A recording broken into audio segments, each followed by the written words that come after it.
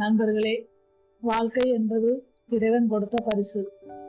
அதை இன்பமாக மாற்றிக்கொள்வதும் துன்பமாக மாற்றிக்கொள்வதும் நம் கையில் தான் இருக்கிறது. நாம் வாழும் வாழ்க்கையில் உண்மைத்தன்மை இல்லாமல் நேர்மையின்றி செயல்பட்டால் என்ன நடக்கும் என்பதை பற்றி இந்த கதையின் மூலம் தெரிஞ்சுக்கலாம். சிம்மாசனத்தில் அமர்ந்திருந்த ஸ்ரீராமருக்கு நாய் ஒன்று குரைக்கும் சத்தம் கேட்டது. என்னவென்று அறிந்து கொள்ள காவலனை அனுப்பினார் ஸ்ரீராமர். அவனும் நாயை விரட்டிவிட்டு வந்தான். சிறிது நேரத்தில் மீண்டும் அந்த நாய் குரைக்கவே காவலன் மறுபடியும் அதை துரத்த சென்றான். இந்நிலை தொடரவே, தம்பி லட்சுமணா, நீ போய் காரணத்தை அறிந்து வா என்றார் ஸ்ரீராமர்.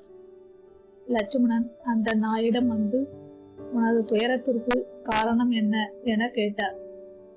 ஈன குரலில் அந்த நாய், பிரபு, கோயில் யாகம் செய்யும் இடம் பிருந்தாவனம், சபை மடம், புண்ணிய தீர்த்தம், சமையல் கட்டு ஆகிய இடங்களுக்கு நாங்கள் போகக்கூடாது என்பதால் சபைக்கு என்னால் வர முடியவில்லை. அதனால் ஸ்ரீராமரை எனக்காக இங்கு அழைத்து வாருங்கள் என்றது. விஷயத்தை அறிந்த ஸ்ரீராமரும் அங்கு வந்தார். உடனே அந்த நாய், தங்களின் வருகைக்கு நன்றி பிரபு. துறவி ஒருவர் கல்லால் அடித்து எனது காலை உடைத்து விட்டார்.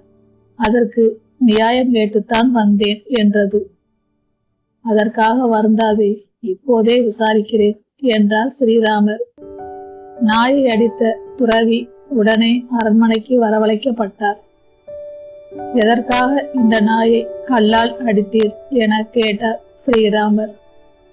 பிரபு, இந்த நாய் என்னுடைய உணவில் வாய் வைத்தது. பசியுடன் இருந்த எனக்கு கோபம் வரவே கல்லால் அடித்தேன் என்றார். வேடிக்கையாக இருக்கிறது. 5 அறிவு ஜீவன் மீது கல்லை எறிதல் பாவம் அல்லவா?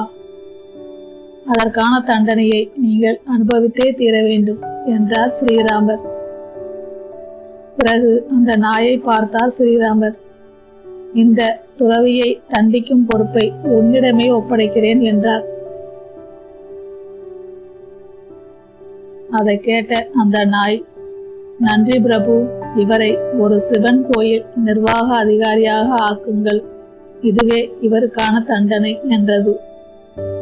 ஸ்ரீராமரும் அதற்கு சம்மதித்தார். தனக்கு ஒரு நல்ல பதவி அளிக்கப்பட்டதால் துறவியும் மகிழ்ந்தார். நாயும் நிம்மதியுடன் புறப்பட்டது.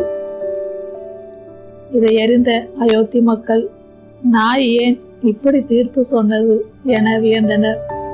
அதைத் தொடர்ந்து மீண்டும் அந்த நாயை அழைத்து வரும்படி ஸ்ரீராமர் உத்தரவிட மறுபடியும் அந்த நாய் அங்கு வந்தது.